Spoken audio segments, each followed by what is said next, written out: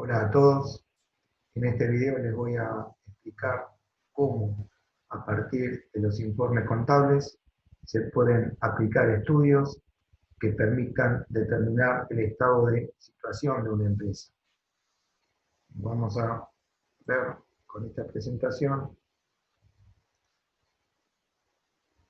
lo que intento explicarles. Bien. En primer lugar, tenemos que establecer de dónde vamos a obtener la información para hacer estos estudios que permitan llegar a conocer el estado de una empresa, lo que denominamos fuentes. Las fuentes, en definitiva, son los informes que presentan las empresas cuando culmina un ejercicio económico. Los informes fundamentales son el balance general y el estado de resultados, pero junto a estos, que son informes sintéticos, aparecen otros que amplían la información. Esta que está compactada en el balance general y en el estado de resultados, se puede conocer con más detalle a través de otros informes, que son denominados notas o cuadros anexos. Las notas son desarrollos o descripciones que no tienen un orden en particular. En cambio, los cuadros sí son estructuras predeterminadas que se aplican en forma estándar.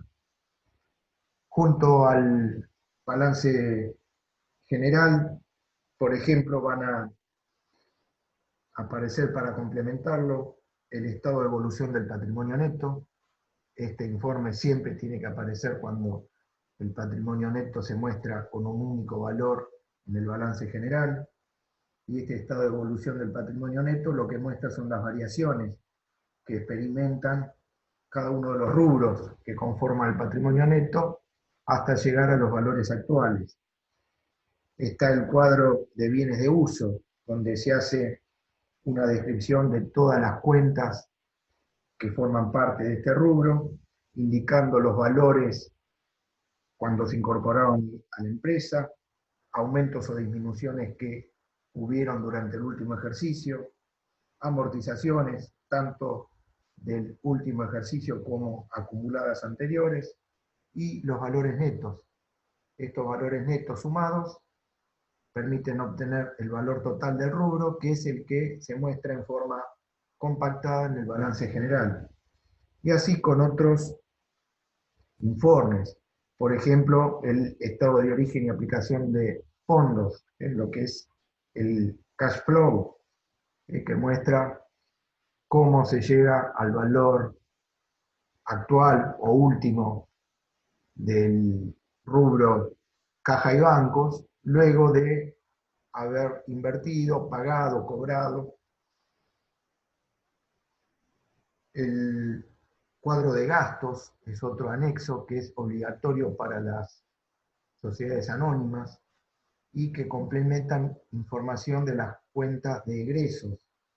En este cuadro de gastos también hay una descripción de cada una de las cuentas, indicando el valor total que tienen y el valor que corresponde a cada tipo de gasto.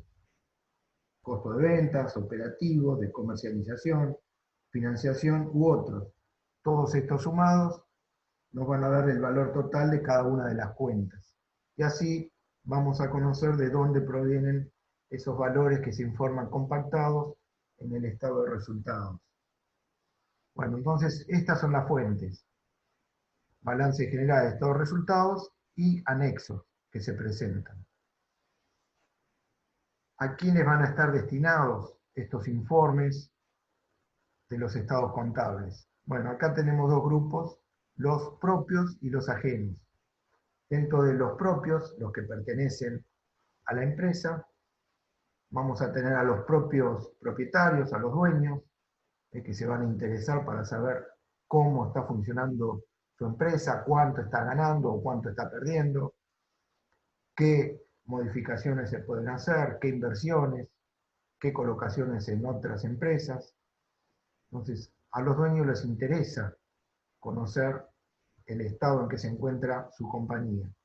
También les interesa a los gerenciadores decir, aquellos que la administran, que la gerencian, que toman las medidas para conducirla.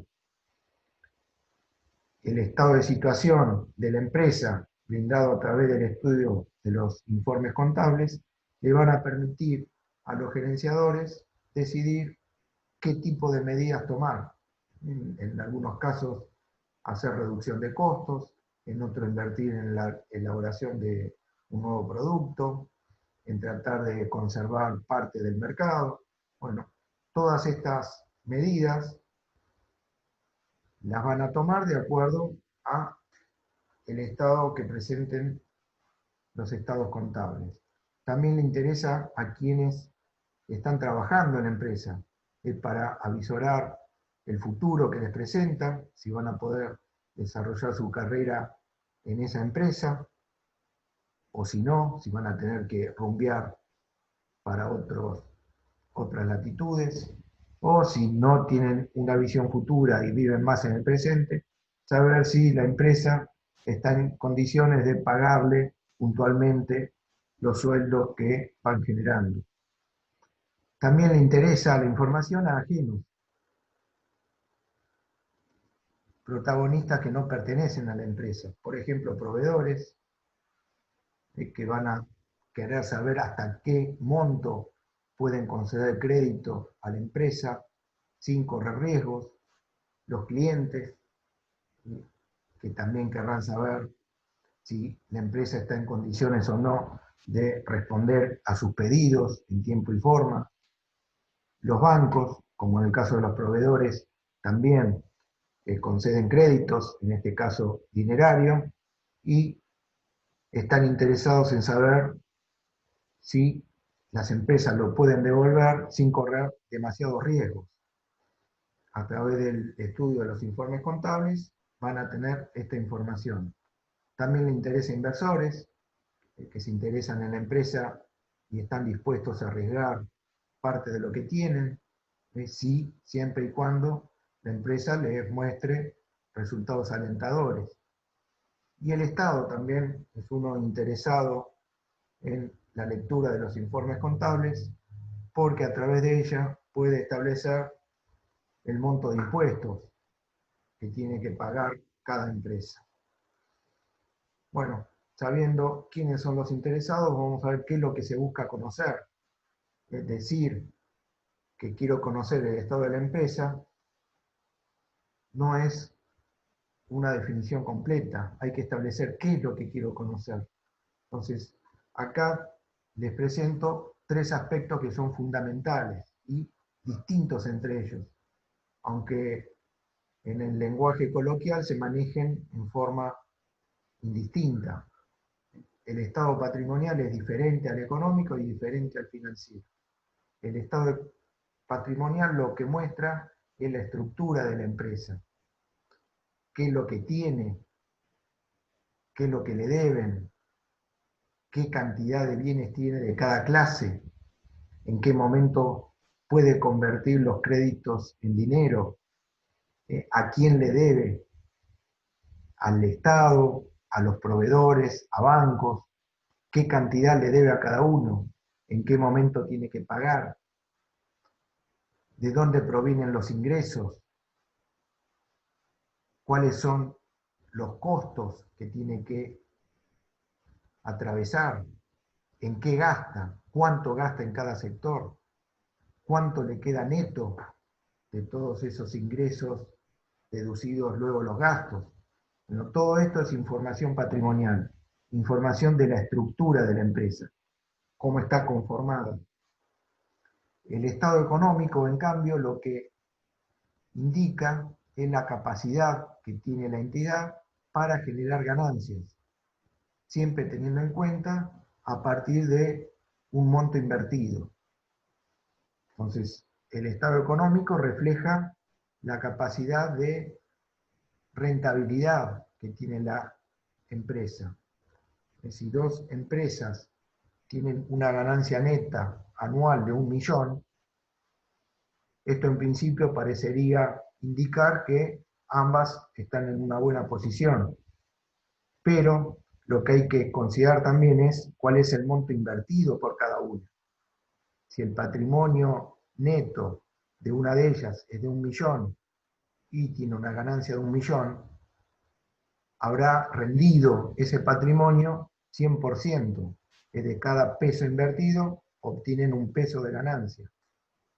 En cambio, si el patrimonio de la segunda empresa es de 100 millones y gana 1.000.000, la rentabilidad será del 1%.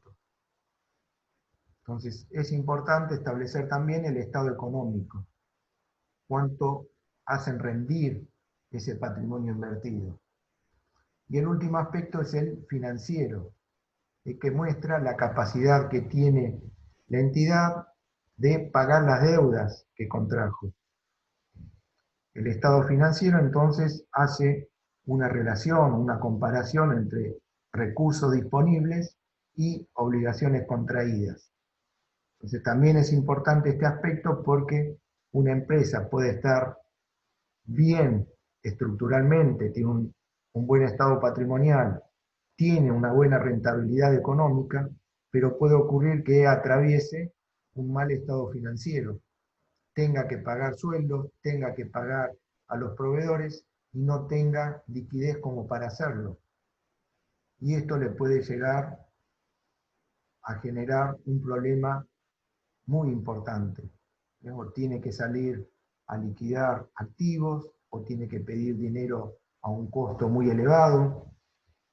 Entonces también es importante conocer el estado financiero. Bueno, para llegar al conocimiento de estos 3 estados hay que aplicar métodos de análisis. Estos métodos son 3. Uno es conocido como método de porcentajes verticales, otro método porcentajes horizontales y otro ratios o números índices. El método de porcentajes verticales es un método considerado estático. Lo que hace es un estudio de un momento determinado de la empresa, al momento de concluir un ejercicio económico. Es como si estuviese analizando la foto de la empresa. En ese instante en particular se presentan los informes y sobre ellos se hacen los estudios. Este método de porcentajes verticales se basa entonces en elegir un elemento que se toma como base y contra ese concepto se van a hacer comparaciones de otros que están relacionados con él. Por ejemplo, un elemento que se tomaría como base podría ser el activo corriente. Entonces se van a relacionar todos los rubros que forman parte del activo corriente contra ese elemento principal, que sería el activo corriente. Al establecer la relación, se establece qué porcentaje de participación tiene cada uno en el activo corriente. Bueno, y así se pueden elegir distintos conceptos que se considere esenciales y establecer la relación que hay con otros que están subordinados a él. El método de porcentajes verticales permite obtener información patrimonial. Se establece cómo está conformado el activo, qué estructura tiene el pasivo, en qué gasta la empresa, cuál es la rentabilidad neta que obtiene. Entonces el método de porcentajes verticales permite establecer el estado patrimonial. El segundo método, el de porcentajes horizontales, hace un estudio dinámico. Analiza la empresa a través del tiempo. Si en el caso anterior lo comparamos con una foto, en este caso el método sería una película. Se estudia la evolución de la empresa a través del tiempo. En este método se toma un ejercicio económico como modelo, como patrón, como referencia, y se van a comparar todos los estados contables que se quieran contra ese modelo, y se va a establecer las diferencias que aparecen. En este método es importante elegir bien este ejercicio económico patrón, porque si se elige uno excelente, todo lo que se compare va a parecer mediocre, malo o pésimo, y si se elige un estado contable pésimo, todo va a parecer bueno, regular o excelente. Entonces es importante la elección del ejercicio que se toma como patrón, que tiene que ser referencial, tiene que ser un ejercicio de actividad media. Bueno, y el último método, llamado números índices, lo que hace es establecer relaciones entre cuentas o grupos de cuentas de distinto tipo. Como hay gran cantidad de cuentas, las relaciones que se pueden establecer son múltiples. Hay cualquier cantidad de números índices. Y este método también tiene que tener en cuenta otros aspectos para que resulte convincente, para que resulte valedero. Hay que tener en cuenta qué tipo de empresa se está estudiando. Si es una pequeña, mediana o grande. ¿A qué se dedica? ¿Qué rubro explota? Si es industrial, comercial, de servicios. ¿Cuál es la ubicación que tiene? ¿Dónde está instalada? ¿En una zona populosa? ¿En el interior? ¿En una zona rural? ¿Qué tipo de actividad económica está atravesando el país? Si está en una época de crecimiento económico, de recesión, de estabilidad, cuáles son los valores de las variables económicas, cuál es el nivel de inflación, el nivel del PBI, etc. Bueno, todo esto hay que considerarlo para dar un informe particular del estado de la empresa. En lo que un número para una empresa puede ser excelente, para otra puede ser mediocre. Entonces todo esto hay que tenerlo en cuenta para poder concluir en forma acertada. Bueno, vamos a ver ejemplos de cada uno de los métodos. En primer lugar, el método de porcentajes verticales lo vamos a aplicar a un balance general. En este caso tenemos el activo. Entonces elegimos un elemento de referencia, por ejemplo el total del activo, y vamos a determinar del activo, que es todo lo que tiene en peso y le deben, qué participación tiene el activo corriente y el no corriente en este total.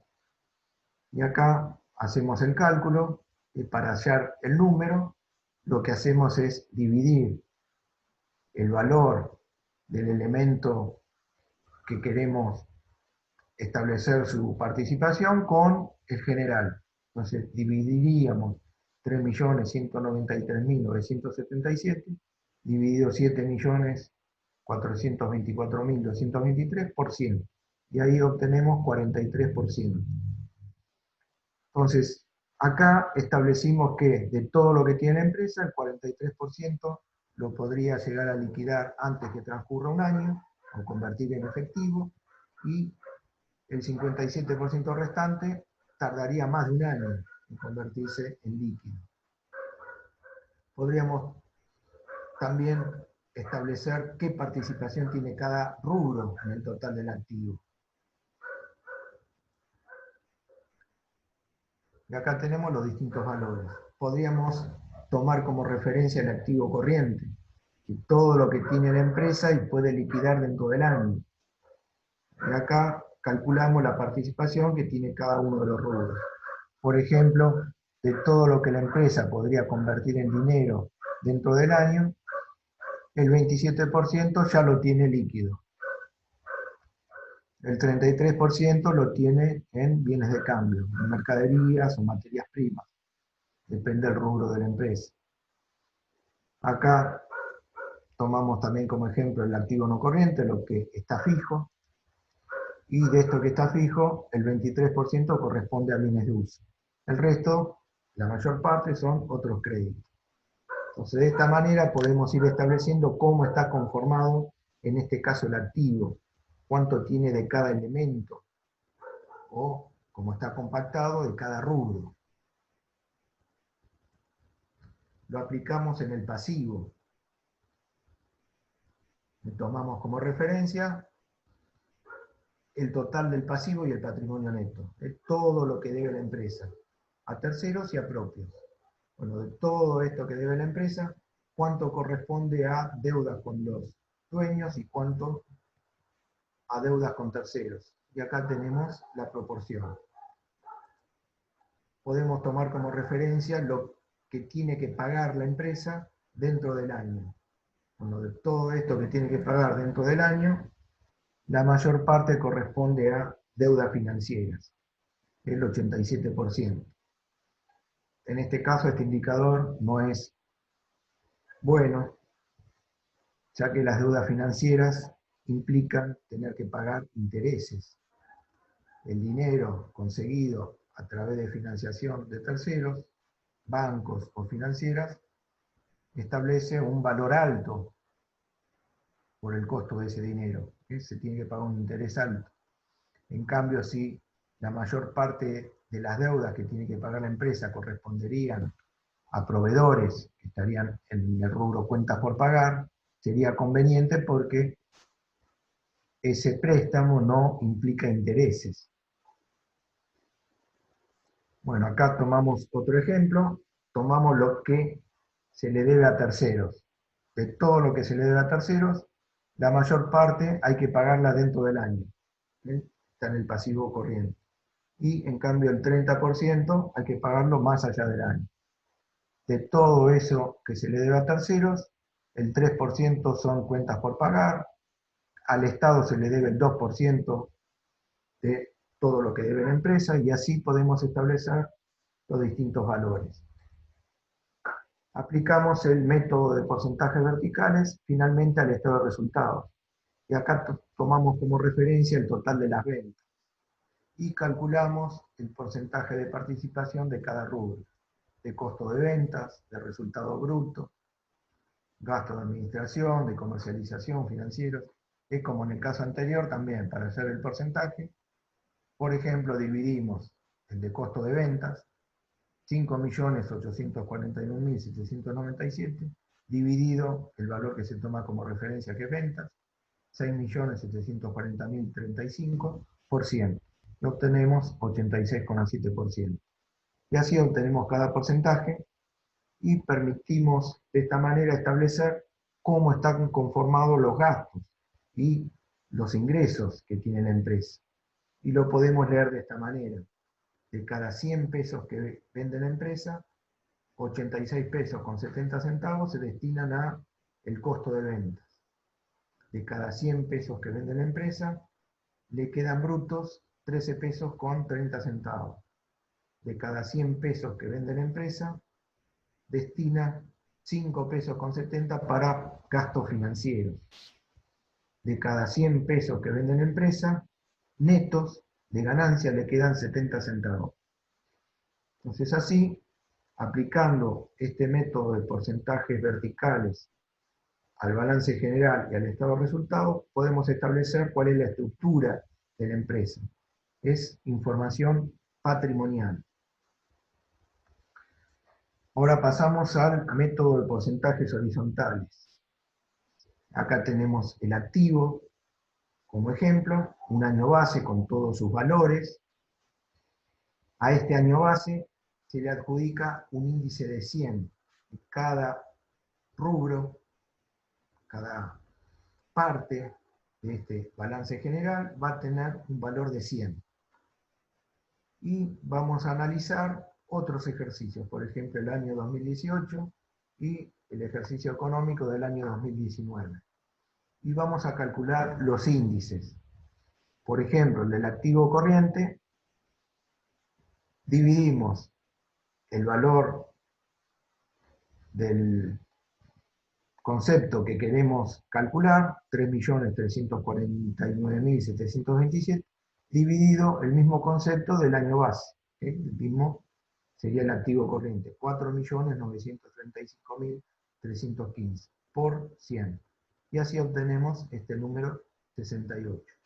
Y así con cada uno, el valor que se quiere conocer con respecto al mismo concepto del año tomado como base.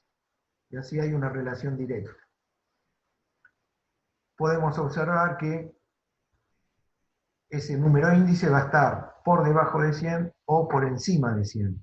Si está por debajo de 100, hubo una involución, un decrecimiento del rubro, y si está por encima, hubo un aumento, un crecimiento.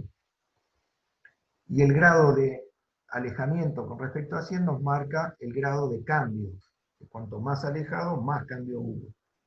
Y en la última columna tenemos los índices correspondientes al ejercicio 2019. Acá aplicamos el método de porcentajes horizontales al pasivo y patrimonio neto. Nuevamente tomamos el año base índice 100 y calculamos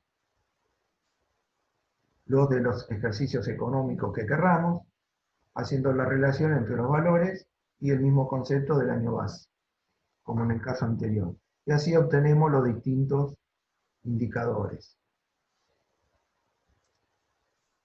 Y vemos el método de porcentajes horizontales aplicado a un estado de resultado. Damos valores índice 100 a todos los rubros del año base y calculamos lo de los ejercicios que querramos comparar. Generalmente los resultados, que acá los tenemos en forma numérica, se transforman en gráficos y depende quién lo reciba, el interlocutor, a quien se le presenten los informes, va a determinar qué tipo de gráficos se presentan. Si el que lo recibe es una persona que conoce del tema, que tiene estudios, que tiene una formación, se le puede presentar cualquier tipo de gráficos, en forma de barra, en forma de torta, lineales, porque va a tener noción de qué es una pendiente positiva, una pendiente negativa, que cuanto más inclinación tenga la pendiente, más grado de cambio hay. En cambio, si el que recibe la información no tiene, o uno supone que no tiene una formación específica, le tiene que presentar gráficos de barras, de tortas, que se comprenden más fácilmente y se puede ver la evolución. Por ejemplo, acá podríamos ver la evolución de las ventas haciendo un gráfico lineal.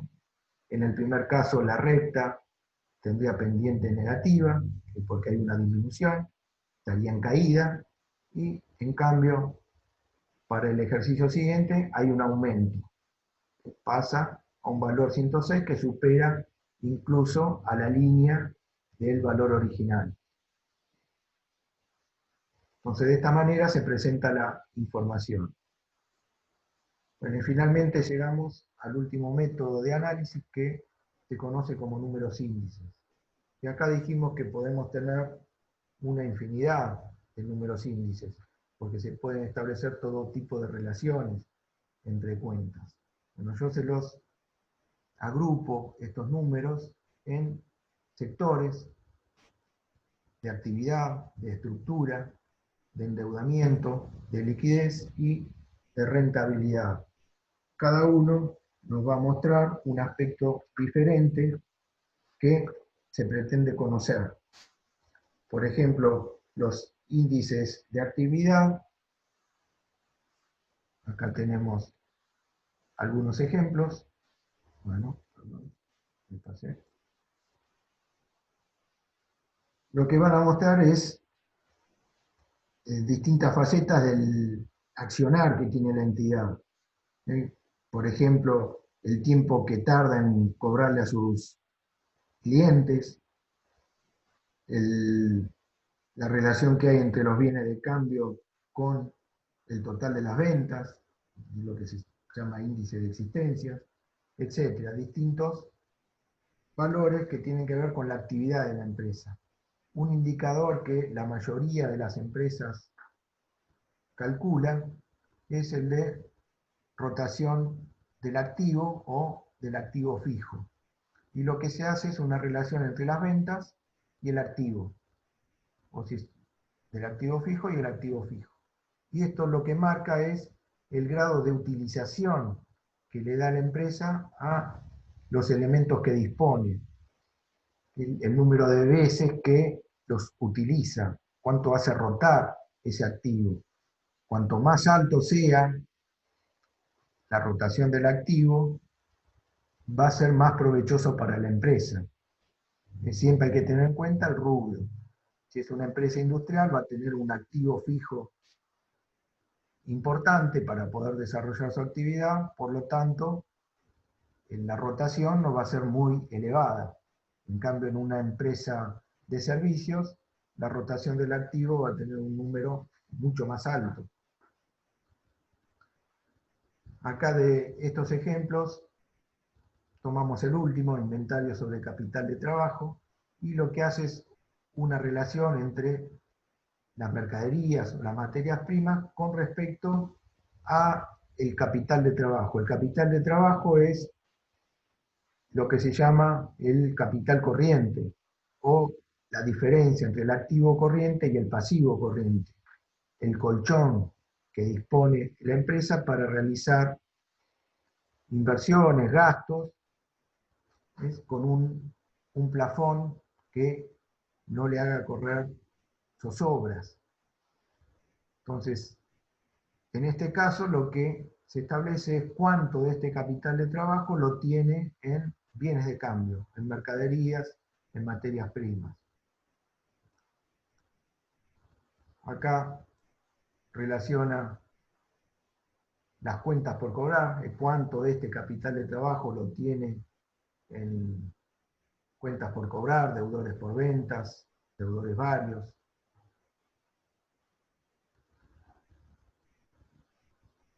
Acá vamos a tomar otro ejemplo, el plazo medio de cobranzas, que es un indicador diferente, con un concepto distinto del que veníamos planteando. Acá lo que se calcula es la cantidad promedio de días que tarda la empresa en cobrar los créditos que concede.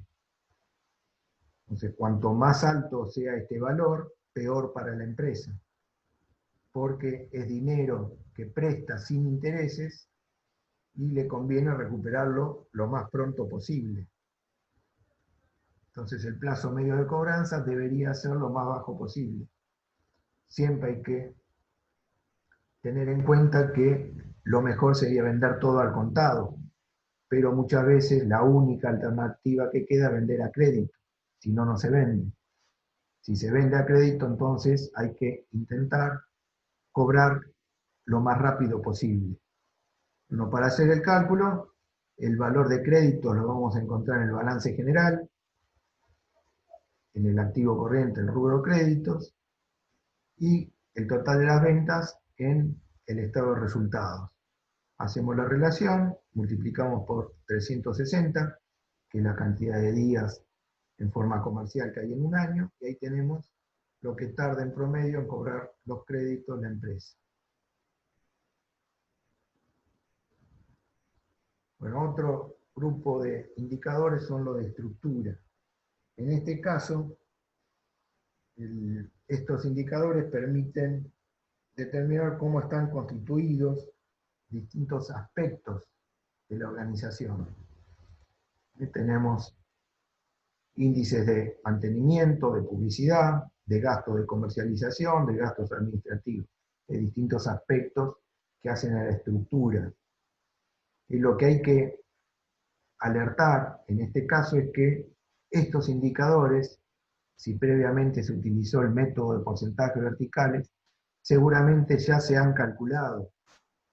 Y recuerden que aplicando el método de porcentajes verticales en el estado de resultados, se tomaba como referencia el total de las ventas, se ponía 100% a las ventas, y se lo relacionaba a los distintos rubros del estado de resultados con este valor de ventas. Bueno, acá en gasto de mantenimiento tenemos esa relación.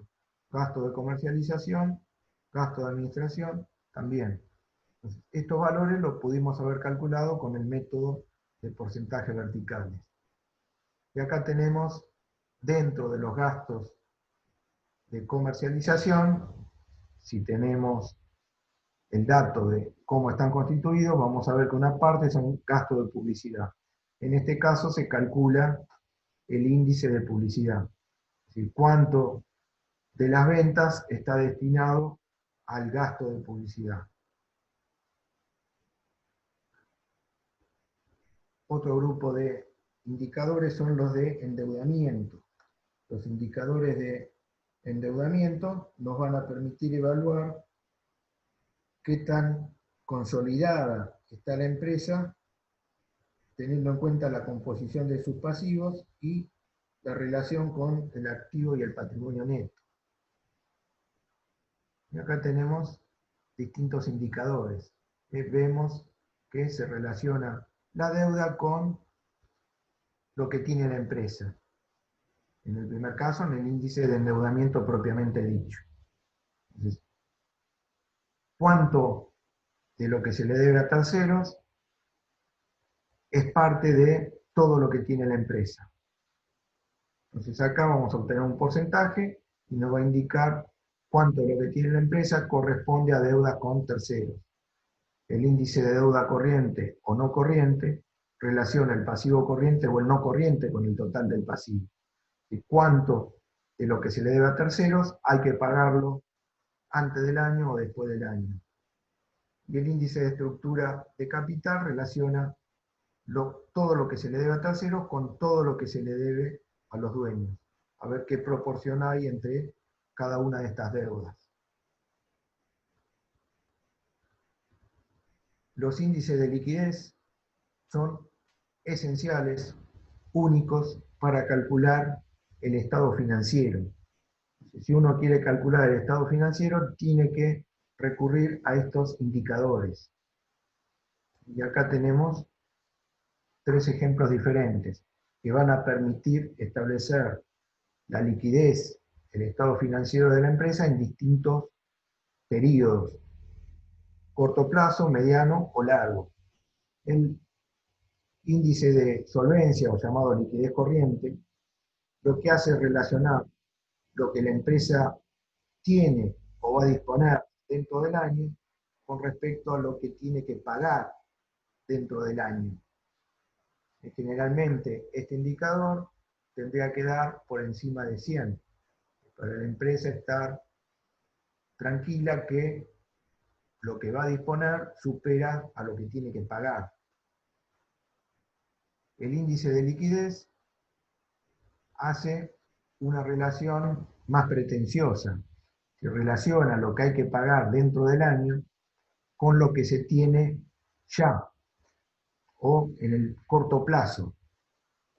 Lo que se tiene en el corto plazo es caja y bancos, efectivo, dinero en el banco, moneda extranjera, cheques, inversiones temporarias, inversiones que rápidamente se recuperan, y créditos a corto plazo, por ejemplo, lo que se les concede a los clientes y se considera lo que tienen que ser cobrados a la brevedad.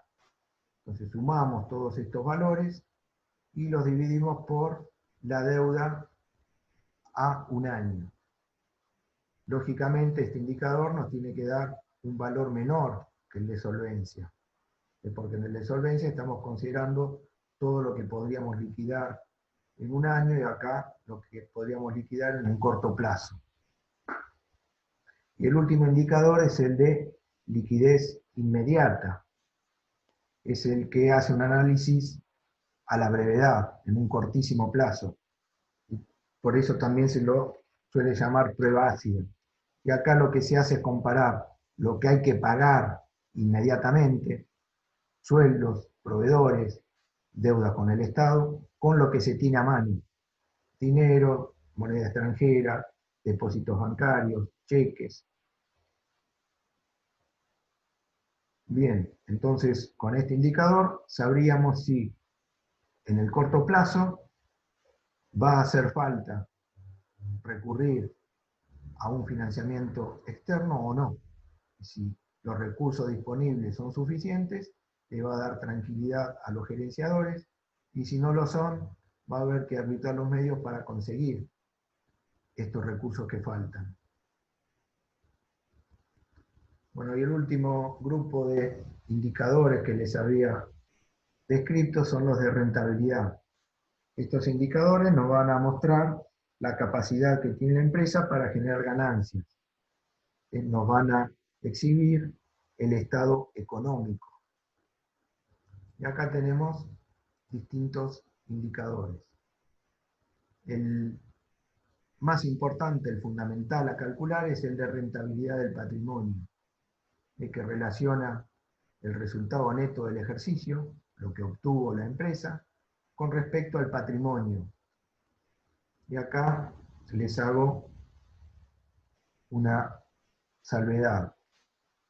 Toda la bibliografía que puedan consultar, cuando indica cómo se calcula la rentabilidad del patrimonio, ponen utilidad neta sobre patrimonio. Yo les agrego al inicio del ejercicio para que no cometan un error y pongan el patrimonio que se tiene como información al concluir el ejercicio económico. Porque lo que se hace es comparar lo que se ganó con lo que se invirtió, no con lo que se tiene al final. Es como si pusiésemos dinero a plazo fijo, 100.000 pesos, y luego de un año retiramos 110.000. ¿Cómo calculamos la rentabilidad que tuvo? Esos 10.000 de diferencia lo comparamos con lo que invertimos, con los 100.000 originales, y ahí determinamos que ganamos el 10%. Estaría mal hacer la cuenta si ese valor que ganamos, los 10.000, lo comparamos con lo que tenemos actualmente, con 110.000. Y lo mismo ocurriría acá en el cálculo de la rentabilidad del patrimonio. Por eso les incluyo al inicio del ejercicio. Hay que buscar el valor del patrimonio cuando comenzó este ejercicio que se está estudiando. Bueno, el último de estos indicadores nos permite conocer cuánto se ganó por acción emitida. Esta es información que le interesa al propietario porque va a saber cuánto le rindió cada acción que posea. Dentro de los números índices, estos son los que se pueden utilizar. Siempre hay que tener en cuenta que no es menester utilizar a todos, sino los que sean necesarios para llegar al objetivo que se busca. Si uno quiere conocer el estado financiero, va a recurrir a los índices de liquidez. Si quiere conocer el estado patrimonial, va a calcular algunos índices a través del método de porcentajes verticales. No hay que calcular todos. Como les dije antes, hay algunos que se superponen. Entonces, el procedimiento sería, tengo que determinar esto, esto y esto, elijo los métodos, los indicadores y resuelvo. Bueno, aparte de estos indicadores que les describí, hay otros que se suelen utilizar en la jerga. Por ejemplo, el efecto palanca, que también es conocido como leverage o leveraje, que es un término inglés que significa apalancamiento. En este caso, este indicador lo que hace es comparar los beneficios que obtiene la empresa con la inversión que realizó y lo que paga en concepto de financiación ajena. Entonces, relaciona, en el numerador tenemos la ganancia de la empresa con lo invertido por la empresa, y en el denominador tenemos lo producido por la empresa más el resultado financiero a largo plazo, que serían los intereses que hay que pagar, y esto relacionado con lo que invirtieron los propietarios, el patrimonio neto, y lo que invierten o se financia externamente. Entonces, si el indicador nos da superior a 1, significa que la empresa le está sacando jugo a eso que pide prestado. Gana más que lo que paga por ese interés, por el dinero conseguido. Otro indicador es el Dupont. Fíjense, se calcula utilizando dos relaciones, utilidad neta sobre ventas y ventas sobre activo. Acá si vemos que podemos simplificar los valores de ventas, tenemos utilidad neta sobre activo, que es uno de los indicadores que vimos en los índices de rentabilidad. Cuánto se gana con respecto a lo que tiene la empresa. Y otro método o indicador conocido también que suele calcularse es el PARES, que también lo que hace es utilizar relaciones, por ejemplo, ventas sobre activo por beneficios obtenidos antes de intereses e impuestos sobre ventas, activo sobre capital propio, beneficio antes de impuestos sobre beneficio antes de impuestos e intereses, por beneficio sobre beneficio antes de intereses. Si lo analizamos, la primera relación es lo que llamamos rotación del activo, el segundo es el margen sobre ventas, acá tenemos el apalancamiento financiero y el efecto fiscal. Bueno, todo esto operando y simplificando valores nos va a permitir obtener el indicador que vimos que era fundamental calcular antes, que es rentabilidad del patrimonio. Simplificando los valores, acá vamos a obtener utilidad neta sobre patrimonio. Bien, entonces finalizamos acá.